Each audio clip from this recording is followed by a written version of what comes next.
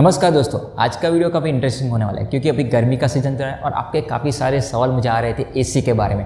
यानी अगर आपने नया एसी लेने की सोच रहे तो रूम साइज़ के हिसाब से कितने टन का एसी लेना चाहिए, और अगर आपने नया एसी लिया और जो वायरिंग कराना चाहे टेक्नीशियन पर तो कितने साइज़ का वायर यूज़ करना चाहिए जिससे कि आपके पैसे बच। अगर ज़्यादा साइज़ का वायर यूज़ करेंगे तो ज़्यादा पैसे होंगे। और एमसीबी कितने रेटिंग की एमसीबी यूज़ करनी चाहिए और कौन से टाइप की एमसीबी यूज़ करनी चाहिए, तो ये भी आपका सवाल है, वो भी इस वीडियो में क्लियर करने जा रहा है। और लास्ट में अगर आपने एसी के लिए नया वायरिंग करने सोचा, यानी मीटर से अलग से नया वायरिंग करना चाहिए या जो आपका रूम में जहाँ पर आप एसी लगाना चाह रहे हो वहाँ से वायरिंग कर सकते हैं या नहीं कर सकते, वो भी इस वीडियो में आपको मैं सॉल्व करने जा रहा हूँ। तो ये जो मैं आप वीडियो बना रहा हूँ तो काफ़ी सारे लोगों को मैंने सर्वे किया है, जो मेरे स्टूडेंट है एसी रिपेयरिंग के जो आदमी रहते हैं टेक्नीशियन, उनसे भी जाके मैंने पूछा। काफ़ी लंबा सर्वे किया मैंने खुद में अपने घर में भी जो एसी लगाया है, तो मेरे खुद के एक्सपीरियंस और लोगों के एक्सपीरियंस और पूरा सर्वे करके मैं इस वीडियो में आपको प्रैक्टिकली बताने जा रहा हूँ। वैसे थियोरेटिकल में थोड़ा डेटा चेंज रहता है कि इतने साइज़ का वायर इतने साइज़ की एमसीबी लगाना चाहिए थियोरेटिकली, ठीक है, मगर प्रैक्टिकली मैं आपको एक्जैक्टली कितने साइज़ का वायर एमसीबी यूज़ करना चाहिए जिससे कि आपका थोड़ा बहुत खर्चा बच सके, ठीक है। तो यहाँ पे हम पहले मैं आपको समझाऊंगा कितना रूम साइज़ के हिसाब से कितने टन का एसी यूज़ करना चाहिए, इसके बाद वायर साइज़ एमसीबी, और लास्ट में अलग से वायरिंग करना चाहिए, कैसे करना चाहिए वो हमको लास्ट में बताओ। रूम साइज़ के हिसाब से पहले हम देख लेते हैं। अगर आपका मान लीजिए रूम है वो 120 स्क्वायर फीट से कम है तो उसके लिए आप 1 टन का एसी यूज़ कर सकते हैं, ठीक है। इसके बाद आपका 180 स्क्वायर फीट से कम है 180, तो आप 1.5 टन का एसी यूज़ कर सकते हैं। इसके बाद अगर आपका 180 से ज़्यादा रहेगा, ठीक है, 200 मान 180 से 200 से ज़्यादा रहता है स्क्वायर फीट, इससे ज़्यादा तो आप 2 टन का एसी यूज़ कर सकते हैं, ठीक है। और यहाँ पे दोस्तों एक चीज़ मैं आपको बताना चाह रहा हूँ कि ये अगर आपका जो मैंने बताया ये स्क्वायर फीट के हिसाब से ये टन का एसी लेना चाहिए, तो इसमें मैंने थोड़ा एवरेज रखा है। कई सारे आप गूगल में भी सर्च किया, उसमें थोड़ा डेटा अलग रहेगा, मगर 110 स्क्वायर फीट में आप 8 टन के एसी यूज़ करो तो आपको अच्छा कूलिंग मिल जाएगा, ठीक है। अगर फिर आप क्या करेंगे 150 स्क्वायर फीट रखेंगे मैं 1 टन का एसी यूज़ करें तो आपको इतना कूलिंग नहीं मिलेगा, और उसमें कूलिंग के लिए फिर एसी ज़्यादा, उसका कंप्रेसर ज़्यादा यूज़ होगा कूलिंग करने के लिए, और आपका एसी का बिल भी ज़्यादा आ सकता है, ठीक है। तो रूम साइज़ के हिसाब से आपको जो एसी का टन जो सिलेक्ट करना रूम साइज़ के हिसाब से कीजिए। अगर आप 120 स्क्वायर फीट से 1 टन का करते हैं तो अच्छा कूलिंग मिल जाएगा, आपका बिजली का पावर कंजप्शन भी थोड़ा कम रहेगा, ठीक है। तो ये हिसाब से आप आपका एसी चूज़ कर सकते हैं कितना 1 टन का 1.5 टन का 1.5 टन का लेना है, ठीक है। तो ये रूम साइज़ के हिसाब से हो गया। अभी अगर आप जैसे मैंने आपको समझाया कि वायर साइज़ और एमसीबी साइज़ के हिसाब से कौन सा लेना चाहिए, तो पहले हम 1 टन की बात करेंगे। तो मान लीजिए कि आपका जो यहाँ पर हम वायर साइज़ लिख देते हैं, वायर साइज़ और एमसीबी, ठीक है, यानी आपको समझने में थोड़ी आसानी होगी। तो आपका मान लीजिए 1 टन का एसी आप लेने की सोच रहे हैं, ठीक है, 1 टन का एसी, उसके लिए वायर साइज यूज़ करना चाहिए। तो ऑलरेडी भी मैंने कैलकुलेशन में थियोरेटिकल वीडियो भी बनाया है जिसमें मैं पूरा समझा है कैसे कितने साइज़ का वायर कितने साइज़ की एमसीबी यूज़ करने चाहिए, मगर ये मैं प्रैक्टिकली जो जहाँ पे लगाया मेरे घर पे भी मैंने लगाया, तो उसके हिसाब से आप कौन सा साइज़ का वायर एमसीबी यूज़ करो यहाँ पे मैं बताने जा रहा हूँ, ठीक है। तो अगर आप 1 टन का एसी लेने जा रहे हैं, उसमें इन्वर्टर एसी आते हैं, स्प्लिट वेस एसी आते हैं और नॉन इन्वर्टर भी आते हैं, तो उसमें भी थोड़ा एम्पियर का थोड़ा फ्लक्चुएशन रहता है, मगर इतना डिफरेंस नहीं रहता, तो उस पर मैं बाद में बात करूँगा। मगर 1 टन का आप अगर नॉन इन्वर्टर भी लेते या इन्वर्टर एसी भी लेते तो उसके लिए 1 टन के लिए आप यूज़ कर सकते हैं 1.5 स्क्वायर का वायर, आराम से चल जाएगा। क्योंकि ये 1 टन का जो एसी होता है, अगर मैंने प्रैक्टिकल वीडियो में समझा, सिर्फ 5 या 6 एम्पियर लेता है, ठीक है, जो इसके एम्पियर कैपेसिटी होती है 5 से मैक्सिमम 7 एम्पियर तक, ठीक है। नॉन इन्वर्टर में भी इतना ही आएगा, ठीक है, इससे ज़्यादा नहीं आएगा। तो इसके लिए फिर आप सिंपल 10 एम्पियर की एमसीबी यूज़ कर सकते हैं, और जो एमसीबी हम यूज़ करने वाले हैं वो आपको टाइप सी टाइप की यूज़ करनी है, टाइप सी प्रकार की, ठीक है। एमसीबी के टाइप आते हैं बी सी डी के जेड, तो इसमें से आप टाइप सी प्रकार की देख सकते हैं, और इसमें मैंने डिटेल में वीडियो भी बनाया जो एमसीबी के टाइप्स होते हैं, वो भी मेरे चैनल पर जाकर देख सकते हैं। तो 1 टन के इसके लिए आप 1.5 स्क्वायर का वाई यूज़ कर सकते हो, और 10 एम्पियर की एमसीबी टाइप सी टाइप की, ठीक है। तो इसके जो मैंने बोला आपको 5 से 7 एम्पियर लेता है, ठीक है।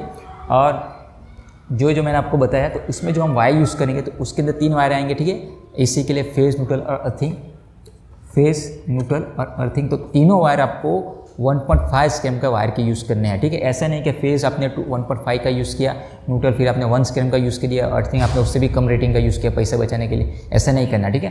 तीन वायर आपको 1.5 स्क्वायर के वायर ही यूज़ करने हैं, ठीक है, फेज, न्यूट्रल, अर्थिंग के लिए।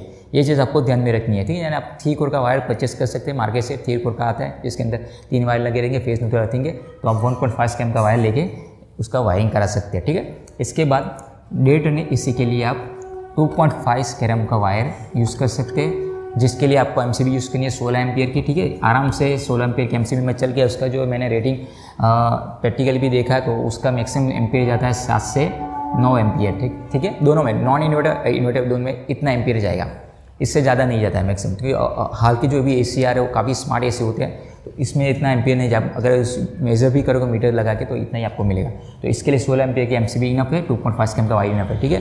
कोई टेंशन नहीं, जलने को भी आपका AC आराम से सेफली वर्क करेगा, पावर कंजप्शन भी ईजिली होगा, ठीक है। इसके बाद आपका 2 टन के AC लिए 2 टन के AC लिए कि आप 2.5 स्कैम का वायर यूज़ कर सकते हैं, ठीक है। आराम से चलेगा, कोई दिक्कत नहीं होगी, ठीक है। तो इसके लिए आप 20 एम्पियर या 22 एम्पियर की एमसीबी यूज़ कर सकते, 20 या 22 एम्पियर की, ठीक है। और इसका भी मैक्सिमम मैंने देखा था 10 से 13 या 14 या 15 मैक्सिमम, चलो 15 एम्पियर तक जा सकता है, ठीक है। तो इसके लिए आप 20 से 22 एम्पियर की एमसीबी यूज़ कर सकते हैं। अगर आपको लगता है कि अगर आपका ज़्यादा टन का AC है, ठीक है, नॉन इन्वर्टर है, तो आप इसमें फिर 4 स्कैम का वायर यूज़ कर सकते हैं।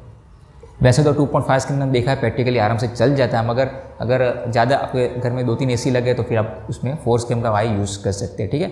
मगर 2.5 में भी चल जाएगा, ठीक है। तो इस तरह से आप AC के टन के हिसाब से आप वायर साइज और एमसीबी सिलेक्ट कर सकते हैं। अभी मेन चीज़ जो हमारा लास्ट सवाल था, जैसे मैंने आपको समझाया कि अगर आप नया AC ले रहे हैं तो आपको वायरिंग कहाँ से कराना चाहिए। तो आपका जो घर होगा, मैंने जैसे बताया, अगर आप नया अपना AC ले रहे हैं, ठीक है, और अपना घर का वायरिंग अगर काफ़ी कॉम्प्लिकेशन वायरिंग किया है, यानी गमे या आपने लूपिंग ज़्यादा किया है, घर में से दूसरे रूम से भी वायर फेस वायर को लूपिंग करके दूसरे वायर में लेके जाए, दूसरी जगह पर लगाए, तो उस कंडीशन में आपको नया वायरिंग करना है। यानी जो मीटर होगा आपका जो मीटर होगा घर का, ठीक है, ये मीटर, तो मीटर से ही डायरेक्टली आपको जो फेस न्यूट्रल आता है, ठीक है, और आपका जो AC रहेगा और जो उसका यूनिट रहेगा, तो डायरेक्टली जो मीटर है तो मीटर से आपका जो DB होगा यहाँ पे, तो DB से डायरेक्ट यहाँ पे एमसीबी लगा सकते हैं, या फिर डायरेक्ट मीटर से ही आप पूरे 3 वायर खींचिए फेस न्यूट्रल अर्थिंग के, फेस न्यूट्रल के, और अर्थिंग जहाँ पे आपने दिया अर्थिंग फेस और न्यूट्रल, वो डायरेक्टली आपको मीटर से करना है, ठीक है।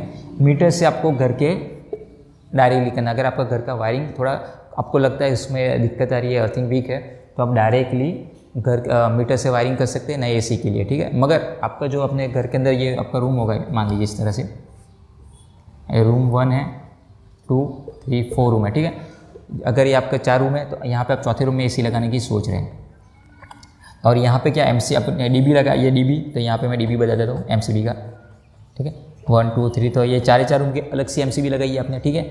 और यहाँ पे भी आपने वायर अच्छी तरह से वायरिंग किया, यूज़ किया, तो जो चौथे रूम का ये इस तरह से जा रहा होगा, ठीक है। यहाँ पे अगर ये चौथे रूम में जो वायर जाए वो आपने 2.5 या 1.2, अगर मान लीजिए 1.5 स्कैम का वायर यूज़ किया है, तो और यहाँ पे सिंपल आपका एक पंखा चल रहा है, इस तरह एक 2 बल्ब चल रहे हैं, 2 पंखे चल रहे हैं, तो वो कंडीशन में अगर आप AC यहाँ पे बॉल लगा रहेगा, तो वो कंडीशन में आप यहाँ पे AC में वही से वायरिंग कर सकते हैं। 1.5 इसमें आप सिर्फ 1 टन का AC चला सकते हैं। अगर आप 1.5 टन का AC चलाने जाएंगे तो नहीं चलेगा, ठीक है, क्योंकि हमने 1.5 स्कैम का वायर यूज़ किया यहाँ पे।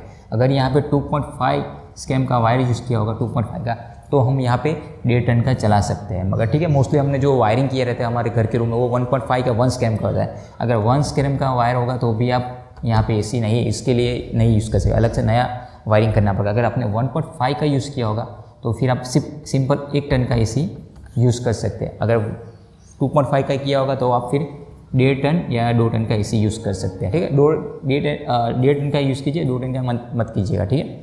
मगर यहाँ से जब मैंने बताया रूम में कब कर सकते हैं, अगर आपने जो रूम में वायरिंग किया है वो सिंपल यही रूम में जाता होगा, दूसरे रूम में आपने ऐसे लूपिंग नहीं किया होगा, उसका अलग से इस तरह से अलग से वायरिंग किया होगा, तो अभी आप रूम में से डायरेक्टली AC को इंस्टॉल करके वहाँ से वायरिंग कर सकते, जिससे कि आपका खर्चा थोड़ा बच सके, ठीक है। दोस्तों आपको समझ में आ चुका है जो मैं समझाना चाह रहा हूँ। अगर आपने रूम अलग लूपिंग करके वायरिंग किया होगा, एक ही MCB लगाई हो मैंने, हमसे वहाँ से सबने लूपिंग करके रूम में वायरिंग किया होगा, तो आपको अलग से नया वायरिंग करवाना पड़ेगा मीटर से डायरेक्ट, ऐसे ही मीटर से डायरेक्ट लेके जाना पड़ेगा। अगर आपकी अलग से सेपरेट MCB लगाई हुई है रूम के अलग अलग रूम के लिए और उसमें 1.5 स्कैम का वायर यूज़ किया है, तो आप 1 टन का AC का वायरिंग आराम से कर सकते हैं। और 2.5 स्कैम का वायर यूज़ किया तो फिर 1.5 टन का, अगर 1.5 टन का 1.5 स्कैम वायर में यूज़ करना चाहिए तो पूरा AC आपका जल जाएगा, ठीक है। न्यूट्रल अर्थिंग जल जाएंगे, वायर जल जाएंगे, AC खराब हो सकता है, तो वो चीज़ आपको ध्यान में रखनी होगी।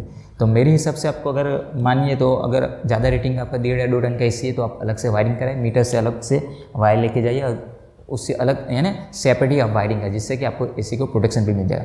और लास्ट में हम आपको एक चीज़ और बताना चाहता हूँ कि अगर आप AC लगा रहे हो तो आपको स्टेबिलाइजर यूज़ करना चाहिए या नहीं करना चाहिए। तो दोस्तों स्टेबलाइजर आपको यूज़ करना चाहिए, ठीक है।